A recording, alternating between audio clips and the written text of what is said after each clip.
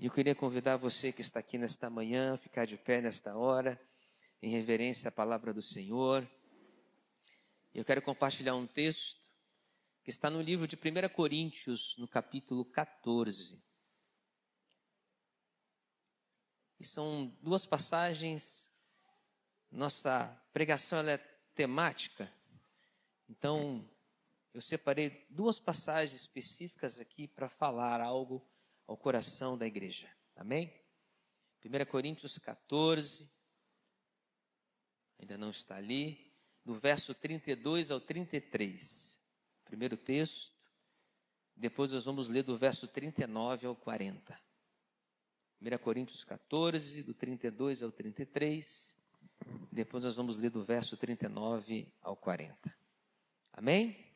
Diz assim então a palavra do Senhor. E os espíritos dos profetas estão sujeitos aos profetas, porque Deus não é Deus de confusão. Diga comigo assim, porque Deus não é Deus de confusão, senão de paz, como em todas as igrejas dos santos. E agora o verso 39 ao 40, que diz assim: portanto, irmãos, procurai com zelo profetizar, e não proibais falar línguas, mas faça-se tudo decentemente e com ordem. Diga comigo, faça-se tudo decentemente e com ordem. Podemos nos assentar. Nós conhecemos um pouco da história da igreja de Corinto, né? Paulo enfrentou durante um tempo uma igreja que acabou se desvirtuando um pouco daquilo que deveria ser, né, de forma ordenada, um culto a Deus. Não tinha uma regra, mas, pelo Espírito, tinha que ser seguido algumas coisas. Pois a questão da organização, queridos, eu acredito, ela é tão importante quanto as armas que o Senhor, né, nos concede para que possamos conquistar as nossas vitórias. Imagina um soldado que vai para a guerra, mas nunca treinou a arma que ele possui. Todo soldado, ele passa boa parte da vida dele se preparando. Mesmo não havendo guerra, todo dia ele está treinando lá no quartel, porque ele está sempre se preparando para algo. E, geralmente, para quem serviu o exército, eu não servi, mas eu sei que o exército é uma instituição muito organizada. As pessoas não gostam, né, de coisas muito organizadas, seguir ordens e tudo mais. Mas se você olhar para a Bíblia, a palavra de Deus é exatamente isso. Ou você obedece, ou não. Mas as consequências virão. Bênçãos para os que obedecem, maldição para os que desobedecem. É muito claro. Então não há como fugir dessa realidade. Em uma sociedade organizada e desenvolvida, as leis, estatutos, ordenanças nos ajudam a administrar melhor. São princípios fundamentais para o crescimento, o amadurecimento, a prosperidade, as bênçãos. Por isso que quanto mais organizada, né, quanto mais leis sendo cumpridas, menos problemas nós vamos viver. O próprio Deus nos ensina isso quando transformou a família de Jacó, Israel, em uma grande nação. Quando eles chegaram lá no Egito, eram cerca de 70 pessoas, e quando saíram, eram quase 3 milhões de pessoas. E para se fortalecerem como nação, era necessário que eles se organizassem. Por isso, por intermédio de Moisés, o legislador, leis, ordenanças, estatutos foram criados, para que, uma vez sendo obedecidos, como eu disse aqui, bênçãos seriam derramadas sobre o povo, como está lá em Deuteronômio 28. As bênçãos da obediência e as maldições da desobediência. Queridos, e de certa forma isso não mudou sobre as nossas vidas. A lei não foi abolida, ela foi abrogada.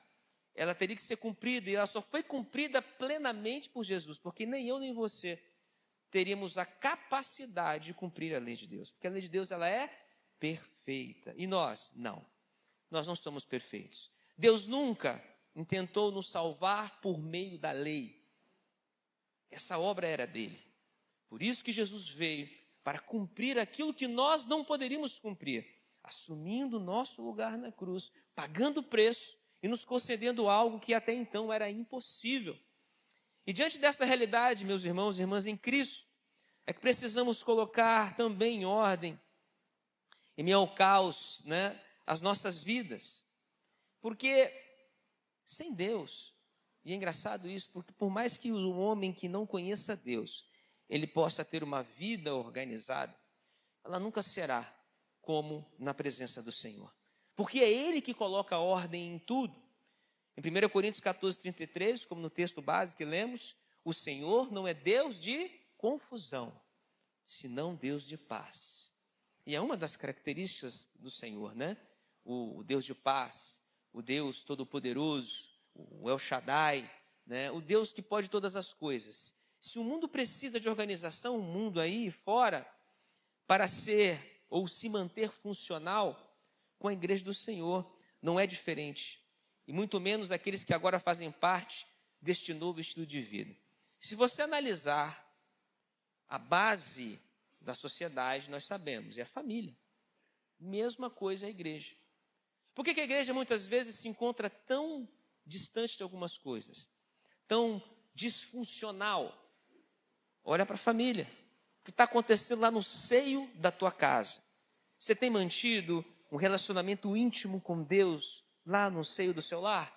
Como é que está o seu relacionamento com sua esposa, pai com seus filhos, mãe com seus filhos, filhos com seus pais?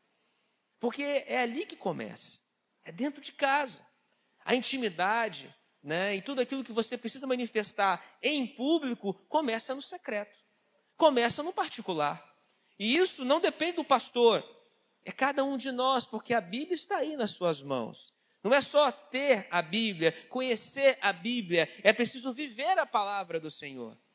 E para isso, quando isso acontece, quando nós clamamos por esse Deus que nós cremos, para adentrar em nossas vidas, há uma mudança. Há uma mudança completa, de dentro para fora, porque essa é a ação do Espírito Santo. Eu não fui chamado, nem eu nem você, para convencer pessoas. Nós somos chamados para viver o Evangelho. Como eu preguei algumas semanas atrás, você, eu, todo aquele que crê, nós somos cartas vivas. Somos aquelas pessoas que foram chamadas, muitas vezes, para anunciar Cristo sem abrir a boca.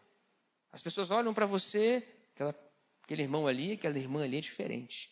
Porque você não está apenas falando do Evangelho, você não está apenas assim, vivendo de qualquer forma, você está vivendo esse Evangelho, vivendo a palavra, transformando tudo aquilo que Jesus te ensinou em atos, que vão fazer diferença na vida de outras pessoas, por onde você passar.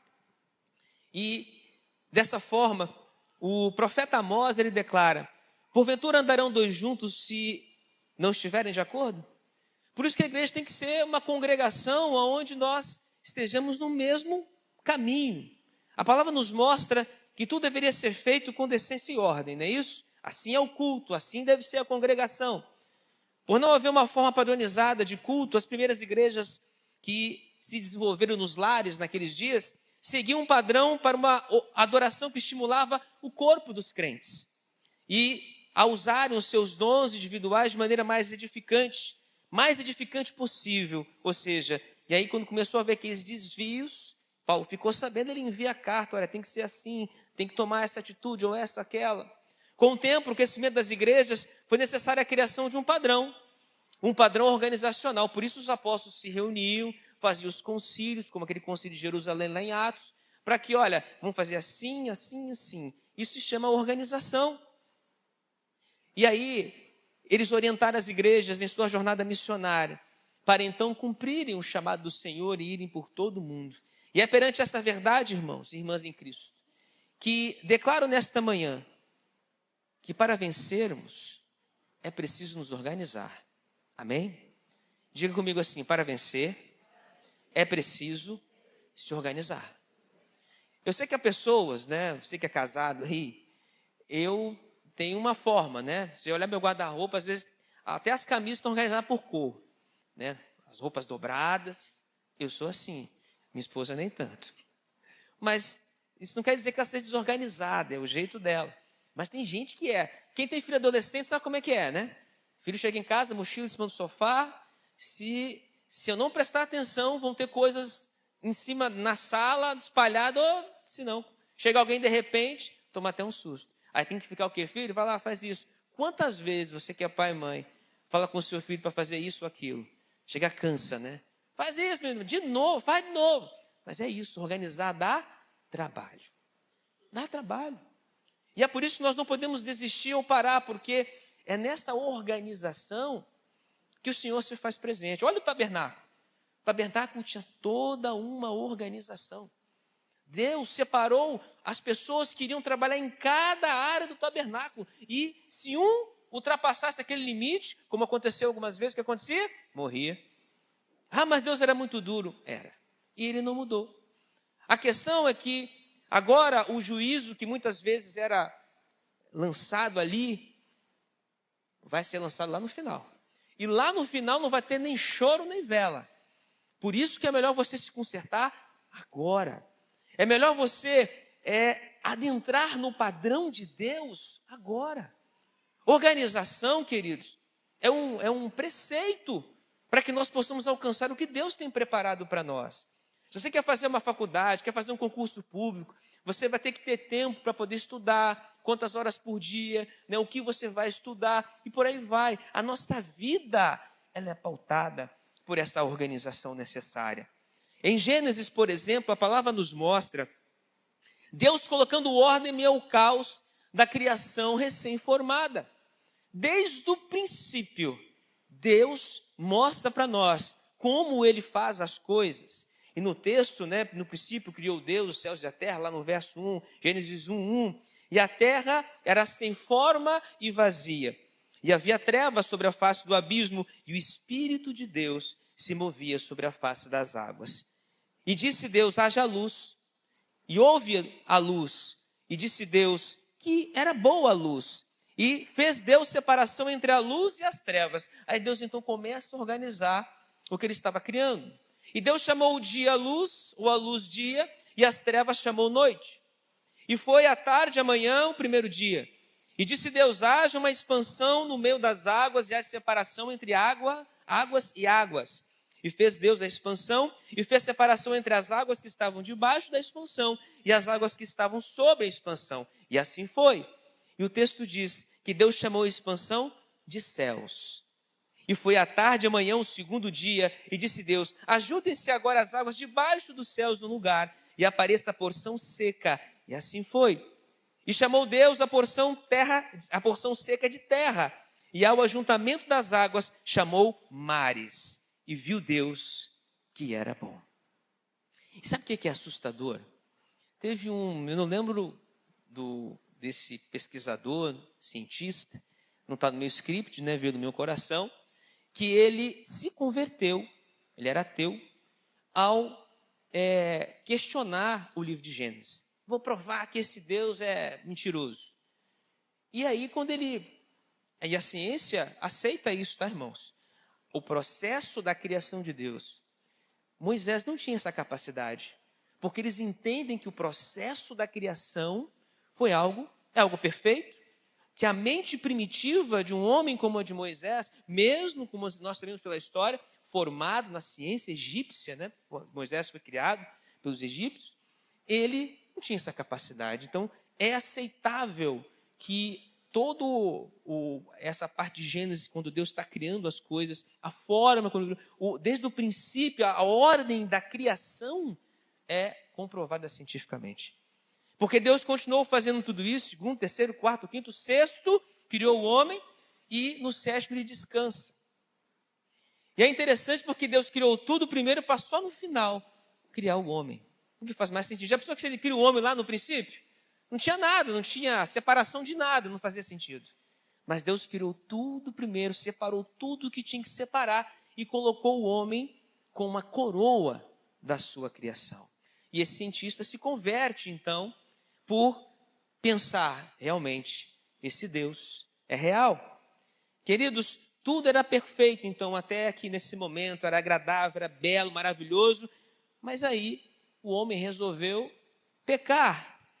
E esse pecado trouxe caos novamente, trouxe agora a morte para o meio da criação. Mas Deus, em sua infinita sabedoria, graça, misericórdia e amor, já tinha um plano traçado. Ele criou, né? Ele traçou uma segunda chance ali para o homem, que nós podemos chamar do plano perfeito de Deus para a salvação, mediante o caos que agora o pecado havia trazido para o meio, né, da criação. E a respeito desse caos na vida do homem e da criação, devido ao pecado, em Romanos 8, do verso 22 ao 23, o apóstolo Paulo diz assim, olha, porque sabemos que toda a criação geme e está juntamente com dores de parto até agora. E não só ela, mas nós mesmos que temos as primícias do Espírito, também gememos em nós mesmos, esperando a adoção, a saber, a redenção do nosso corpo. E esta é uma promessa que vai se cumprir, porque Jesus disse isso. Jesus disse que no soar da última trombeta, né, Paulo fala que os nossos corpos, os que estiverem vivos, né, serão transformados, os mortos ressuscitarão. Imagina esse evento. Quer dizer, a nossa mente não consegue processar ainda muita coisa, mas é algo sobrenatural. O próprio Deus nos mostra a importância de estarmos com a nossa vida reta, porque é uma decisão firmada em Cristo diante de Deus, para que possamos continuar a segui-lo até ultrapassarmos a linha de chegada. Quero trazer como exemplo nesta manhã esse exemplo de propósito, paixão, organização e temor em meio ao caos. A vida de um homem que foi fiel, foi obediente a Deus o suficiente para trazer de volta aquilo que o seu povo havia perdido. Apesar de ter tido suas falhas também, nesse momento, ele teve essa lucidez, essa coragem, essa postura que nós também devemos ter em alguns momentos da nossa vida, como líderes, até como se você é responsável por um grupo, né, por uma equipe, se você é dono de empresa, você sabe como é que funciona. Você tem que botar ordem, você tem que organizar. Às vezes o pastor é duro, ele tem que fazer algo, às vezes as pessoas ficam chateadas, mas a casa de Deus, ela precisa dessa firmeza, porque o próprio Deus, ele exige isso de nós. Não fique triste por isso. Louve ao Senhor. Porque se Deus está colocando a casa, a sua vida em ordem, se Ele está chamando a sua atenção, Ele está demonstrando o seu amor a você. Não se preocupe, porque Ele está no controle. Ele quer apenas que você obedeça. A história do rei Ezequias, então, eu já falei em outros momentos sobre outras perspectivas a respeito desse rei, mas hoje eu quero falar a respeito de um rei, da vida de Ezequias como um rei que colocou um povo, né, em ordem, sua vida em ordem. Isso está lá em 2 Crônicas 29, do verso de 1 a 10. E essa história se contrasta, né, com a maioria dos reis de Judá.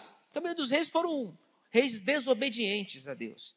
Ezequias herdou uma grande desordem espiritual, pois seu antecessor, seu pai, o rei Acás, que governou Judá por 16 anos, havia fechado o templo do Senhor e ainda estimulado o povo à adoração de ídolos, que está lá na lei do Senhor.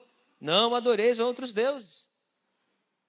Trazendo sobre o povo todas as maldições, infortúnios descritos no livro da lei.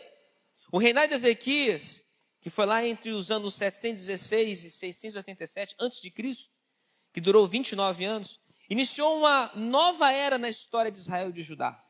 O reino do norte havia sido destruído pelos assírios, e essa é a parte da história, e agora só Judá restava.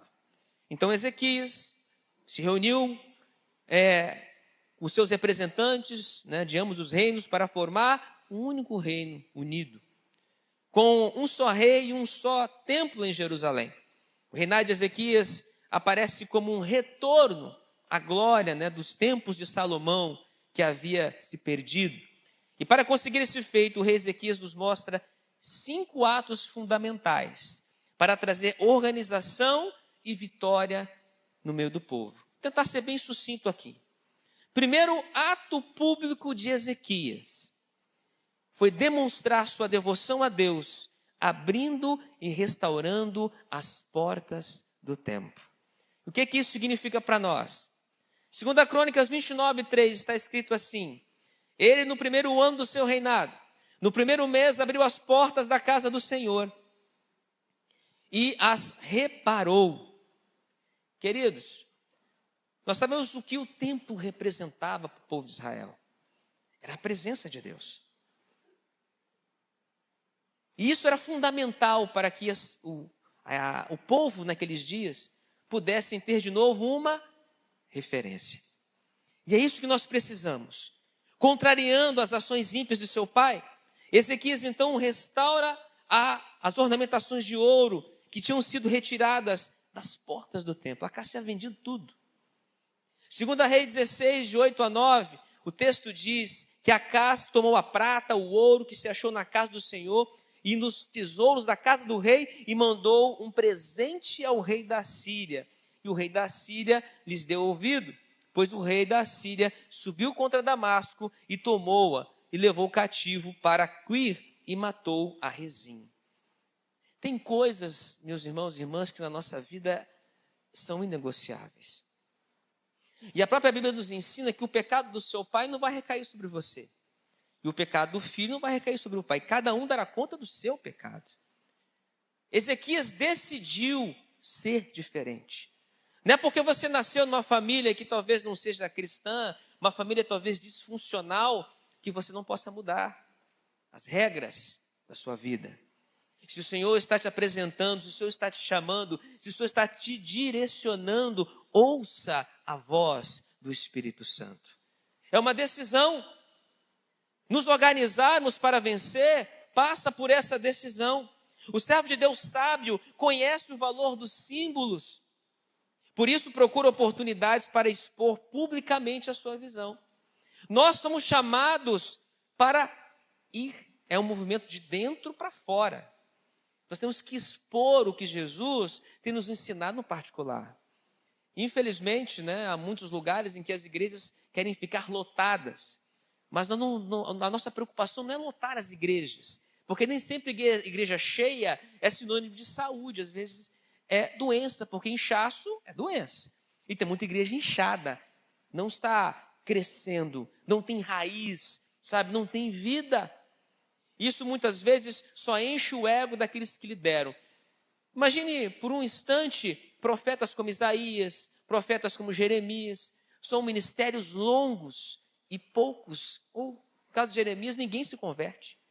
Hoje, muitos líderes são pautados por igrejas, mega igrejas, milhares e milhares de pessoas. Olha, eu batizei tantos. Deus não está preocupado com isso. Deus está preocupado em que você obedeça, em que você organize. Deixa que Ele faça o resto, porque a glória não é minha, não é sua, a glória é de Deus. E é isso que temos que estar atentos. A intenção do rei Ezequias era conduzir a nação de volta para Deus, e não para ele, como seu pai fez, levando o povo a adorar outros deuses. E seu primeiro ato comunicou essa intenção de forma clara, de forma concisa. Quando ele repara as portas do templo, quando ele prepara o templo para trazer o povo de volta à adoração, ele estava dizendo claramente, dando uma mensagem ao povo: tire essa porcaria daí, porque o nosso alvo é o nosso Deus Todo-Poderoso. E é isso que temos que fazer. Temos que voltar ao princípio. Temos que caminhar de volta para o Éden, para o lugar de onde nós saímos. E só tem um jeito de fazer isso. O caminho é quem? Jesus. Ele é o caminho.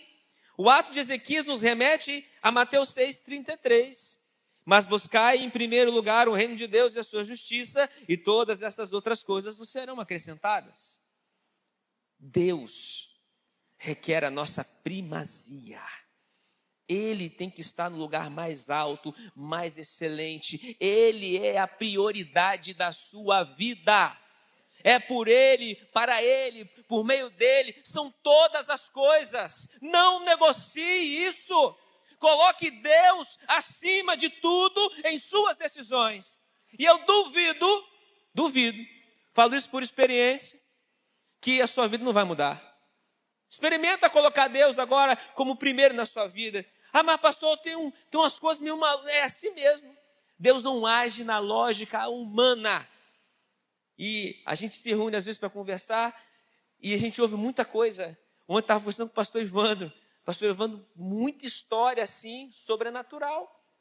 E por que vivemos o sobrenatural de Deus? Porque nós não estamos parados. nós estamos fazendo um movimento de dentro para fora. Quando nós somos ousados em ir para poder levar o evangelho, alcançar vidas, nós também experimentamos algo da parte de Deus que vai além do nosso entendimento. E é por isso que nós precisamos continuar nesse movimento. O primeiro ato de organização de nossas vidas só é válido quando buscamos aquele que é perfeito e torna perfeito o nosso caminho. E é isso que nós precisamos fazer, igreja. Porque para Ele devemos conceder a primazia de tudo. Que eu reforço essa ideia. Guarde essa palavra no seu coração. Deus tem que ser o primeiro na sua vida. Assim como Ezequias abriu as portas do templo nesta manhã, abra as portas do seu coração para Jesus, pois quando Ele entrar, sua vida será totalmente transformada, totalmente reorganizada. Talvez você pense assim, mas pastor, eu já abri a porta da minha casa para Jesus. Será que não tem um quarto aí que ainda está com a porta fechada? Será que não tem um lugarzinho aí que Jesus ainda não entrou e Ele precisa colocar em ordem este lugar?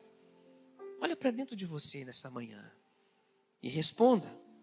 Porque o segundo ato público de Ezequias foi então pedir aos sacerdotes e levitas para que se santificasse. E essa atitude, queridos, não fica aqui na história do rei Ezequias.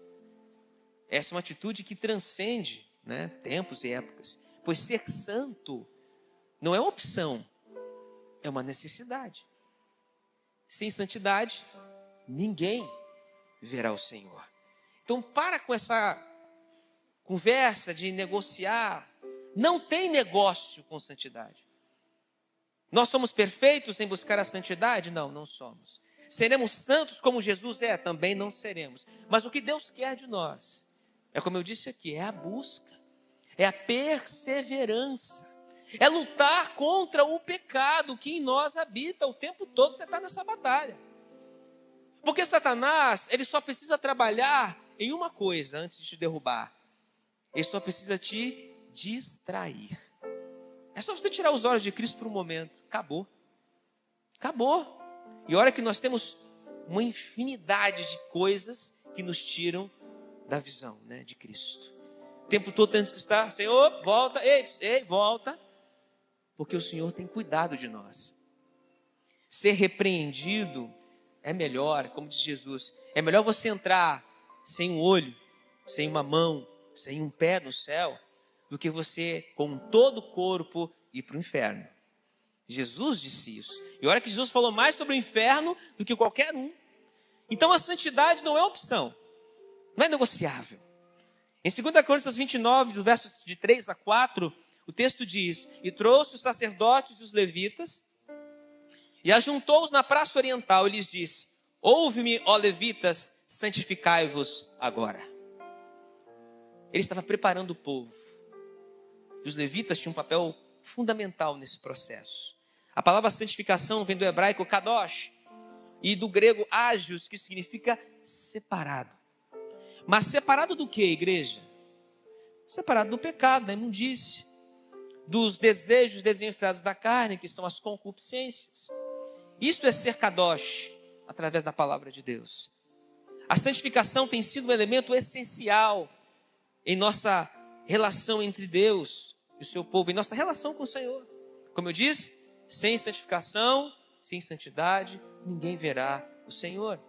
Esta qualidade de ser separado do pecado é uma característica fundamental dos filhos de Deus, que precisa ser desenvolvida como parte do nosso caráter. Não negocie a santidade. Como eu disse, em Levítico 20, no verso 7, está escrito: Portanto, santificai-vos e sede santos, porque eu, Senhor, vosso Deus, sou santo. Jeová nos quer separado de todo o pecado desse mundo. E como exemplo, Ele também se mostra separado de tudo aquilo que é mal. Porque em Deus não se encontra sombra de nada que é ruim. Ele é perfeito, Ele é a luz perfeita, inacessível. Talvez você diga, mas Ele é Deus, pastor. Claro, se Ele não fosse, não poderia estar cobrando de nós isso. Então eu te digo que se nós somos feitos à sua imagem e semelhança, e que Ele nos quer santo, então é porque podemos ser santos. Deus não pediria uma coisa para nós que nós não pudéssemos buscar, alcançar. Então busque. Bíblia não diz que se você bater, a porta se abre. Se você pedir, você não recebe. Está escrito, Jesus disse isso. Então não deixe por menos, faça. Os sacerdotes e levitas eram os líderes espirituais que iriam conduzir o povo de volta à adoração. Eram eles os chamados a fazerem isso. Eram deles a responsabilidade. Quantos de nós aqui não somos sacerdotes do nosso lar? Sabe qual é uma das missões que nós temos hoje? Minha esposa hoje está liderando um grupo de mulheres. E o pastor me colocou agora para liderar o grupo dos homens. Então o negócio vai estreitar para nós agora. Por que eu digo isso? Amém, né, pastor Deus? Por que eu digo isso? Porque os homens, nós precisamos recuperar o sacerdócio que foi perdido. Nos posicionar dentro dos nossos lares. Pai, eu te pergunto, hoje eu orei aqui pelas crianças. Você tem orado pelos seus filhos? Você tem tido um tempo de qualidade com a sua esposa, como marido? Um tempo de qualidade com seus filhos? Ou seu trabalho tem te consumido? Isso é organização. Sabe por que muitas famílias estão sendo destruídas? Porque o sacerdócio do marido, o pai, caiu. Satanás derrubou. As mulheres passaram a tomar a frente, não que elas não tenham capacidade de governar, não é isso. Mas é porque existe uma ordem, não foi eu que criei, foi Deus, foi Ele que estabeleceu isso. Ele criou o homem primeiro, depois criou Eva. Foi assim, está escrito.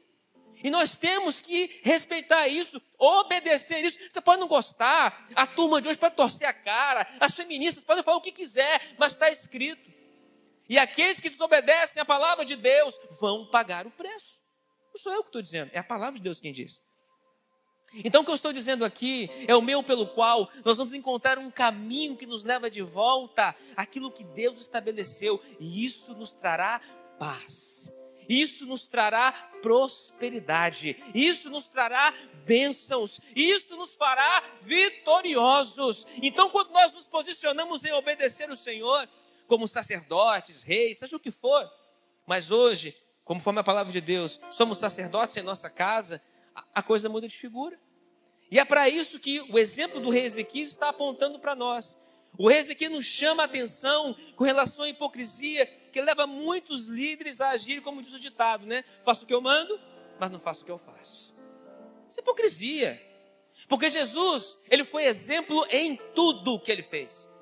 Ele falou e fez, cumpriu. É assim que faz, meu filho. É assim que faz. É assim que tem que ser feito.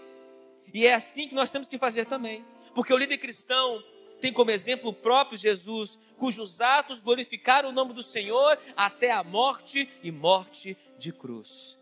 O negócio é tão sério para nós homens, que o Senhor nos manda fazer o quê? Amar a nossa esposa como Cristo amou a igreja e morreu por ela. Porque esse é o nosso dever como marido, como líder, é proteger.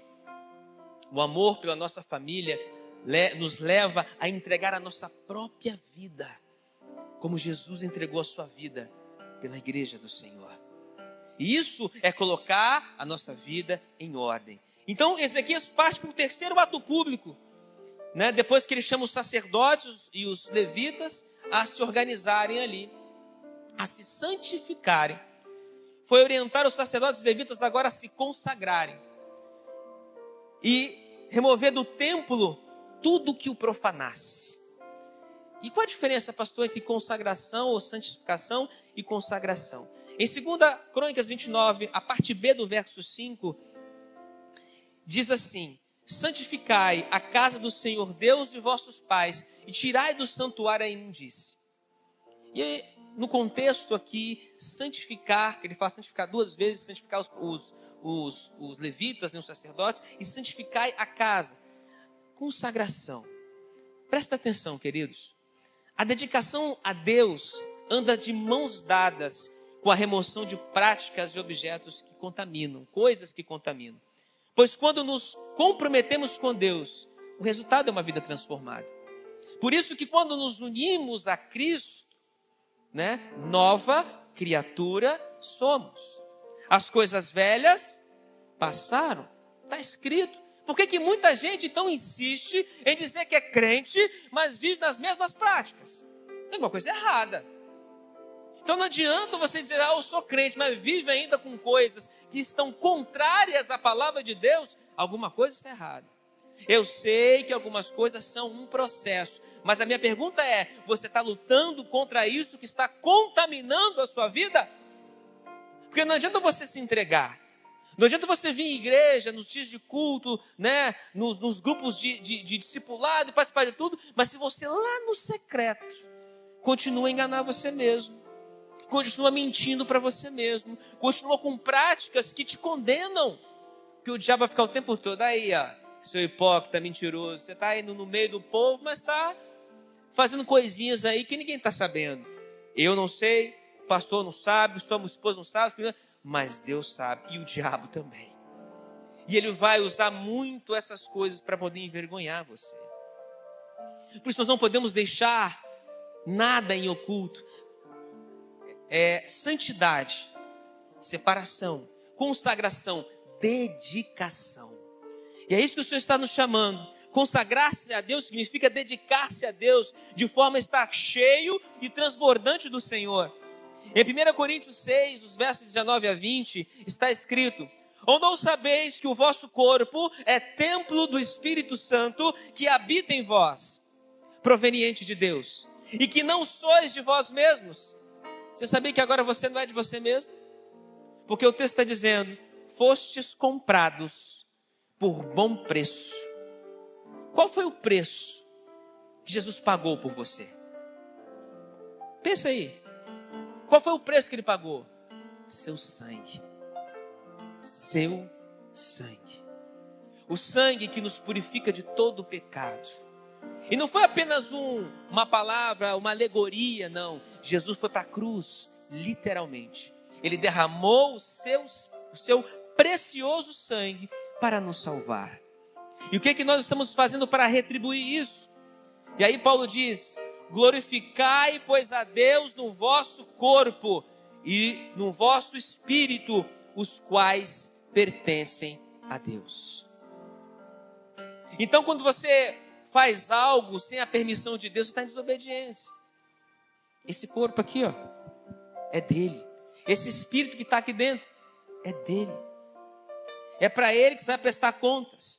1 Pedro 1, dos versos 15 e 16, Pedro diz assim, mas como é santo aquele que vos chamou, sede vós também santos em toda a vossa maneira de viver, porque está escrito, e aí ele vai lá em Levítico buscar essa palavra que eu li agora há pouco, sede santos, porque eu sou santo. Então não há como negociar isso. Ezequias não pegou leve. Então, primeiro, ele dá a primazia para Deus. Segundo, ele chama os sacerdotes levitas para se santificarem. E agora ele fala, consagrem o templo do Senhor. Quem é o templo do Espírito Santo hoje? Eu e você. Consagre, dedique a sua vida, o seu corpo, a sua alma, o teu espírito a servir ao Senhor. Quarto ponto. Quarto ato público de Ezequias foi lembrar aos sacerdotes levitas a vigiarem seus atos.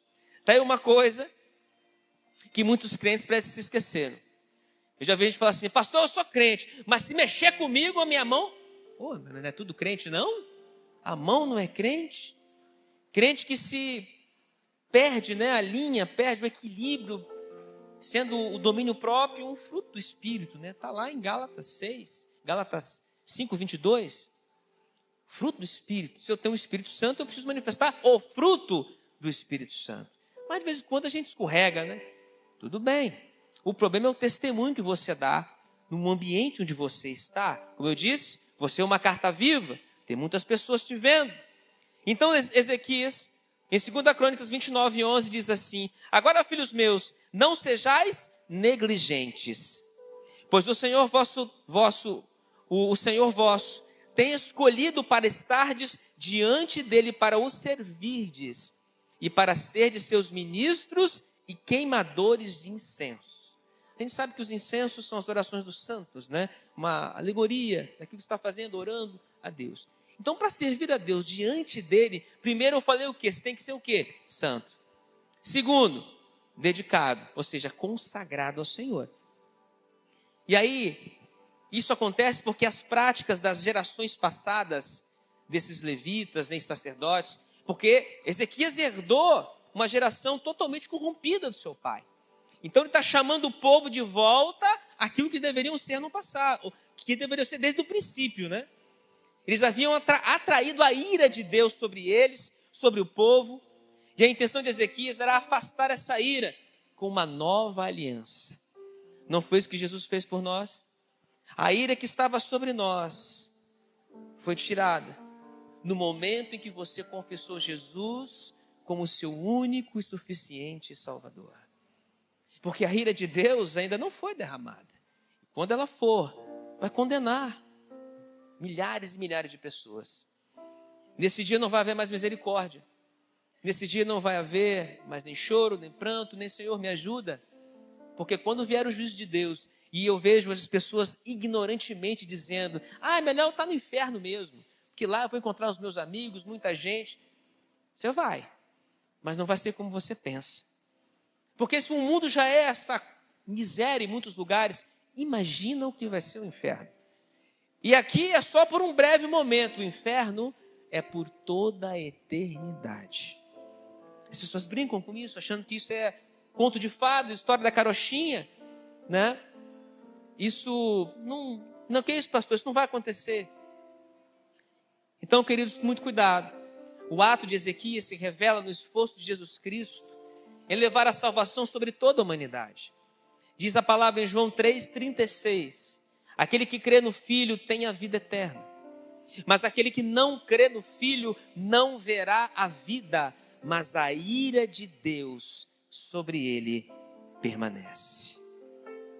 Em Romanos 1,18, Paulo declara: porque do céu se manifesta a ira de Deus sobre toda a impiedade e injustiça dos homens, que detêm a verdade em injustiça. E em Efésios 5,6, Paulo também declara: ninguém vos engane com palavras vãs, porque por estas coisas vem a ira de Deus sobre os filhos da desobediência.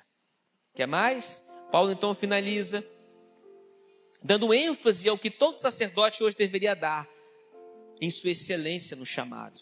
Filipenses 3,8: e na verdade tenho também por perda todas as coisas pela excelência do conhecimento de Cristo, meu Senhor, pela qual sofri a perda de todas estas coisas e as considero como escória, para que possa ganhar a Cristo.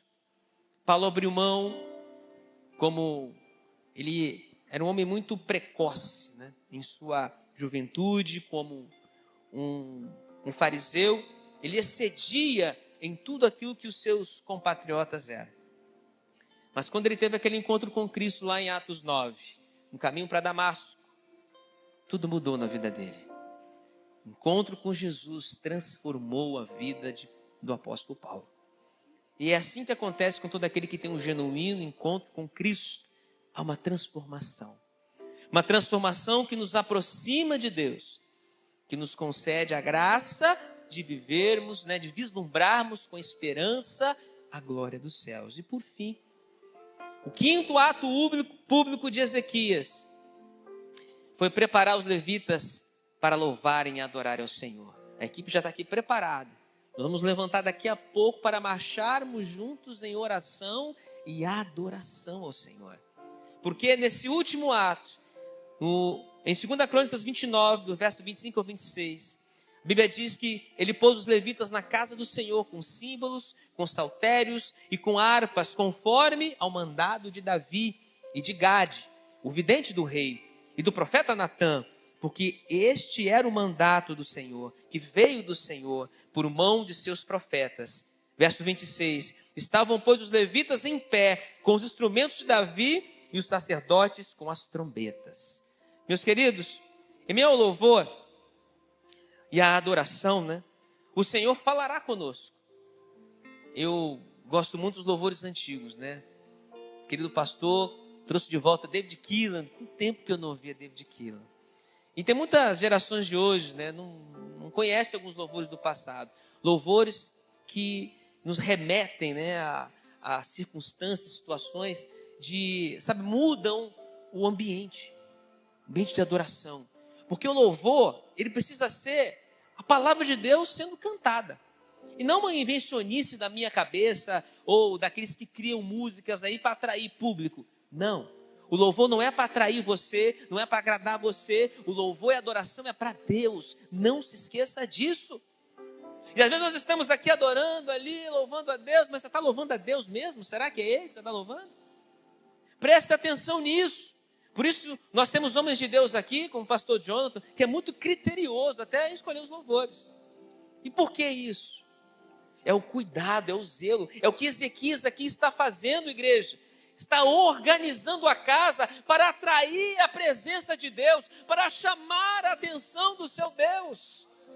Isso se chama pagar o preço. O preço foi pago na cruz para a nossa salvação. Mas quando Jesus disse que nós temos que negar a nós mesmos, tomar a nossa cruz e segui-lo, meu irmão, há muita coisa em nós que precisa ser lançado fora.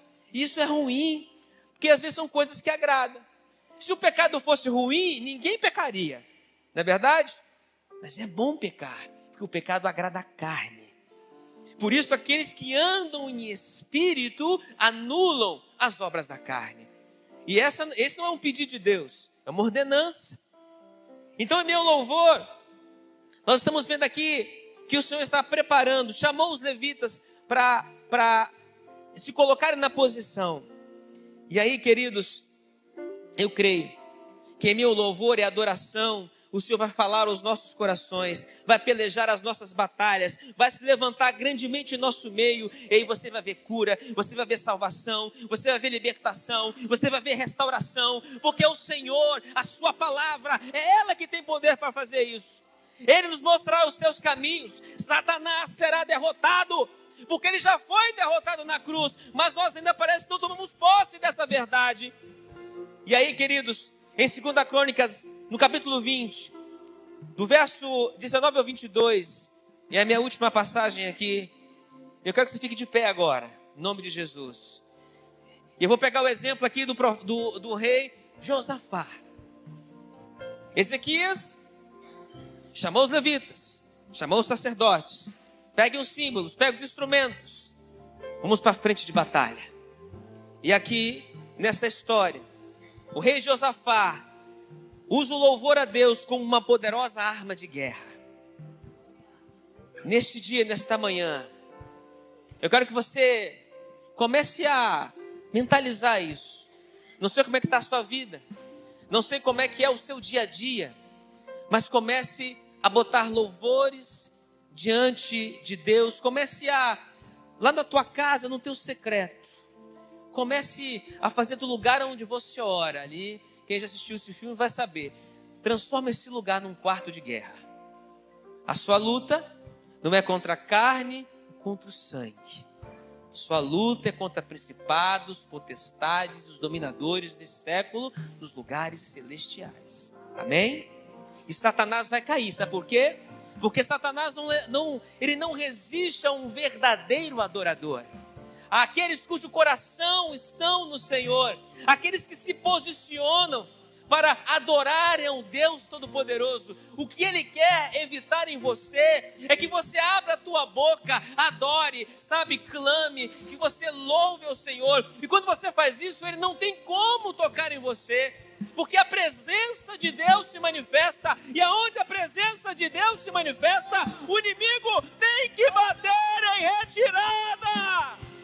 Ele tem que cair, ele tem que cair, é na autoridade, não é apenas do jejum, não, é no posicionamento para o qual Deus está te chamando, é no nome dEle, porque é no nome dEle que há poder, não é no meu nome, não é no seu nome, é no nome de Jesus que há poder. E aí eu quero ler esse texto, ouçam isso. E levantaram-se os levitas dos filhos dos coatitas e dos filhos dos coratitas para louvar ao Senhor Deus de Israel com voz muito alta. Nós vamos louvar. Eu quero que você cante, abra a tua boca. E pela manhã cedo se levantaram e saíram ao deserto de Tecoa. E ao saírem, Josafá pôs-se em pé. Ele era o líder, ele era o rei, ele estava à frente do seu povo. Quem está à frente da tua vida, meu irmão, não é Jesus Cristo? Ele não é o Senhor dos senhores, Ele não é o Rei dos reis. Então não tema o que o inimigo possa contra a sua vida, porque o Senhor está à frente, Ele é o nosso general de guerra. Então o rei Josafá se levanta e disse: ouve-me, ó Judá, e vós, moradores de Jerusalém, crede no Senhor vosso Deus, e estareis seguros. Crede nos seus profetas e prosperareis. Aleluia! Aleluia! Então quero que você levante a tua voz nessa manhã, em louvor, em adoração, porque algo sobrenatural vai acontecer, eu creio.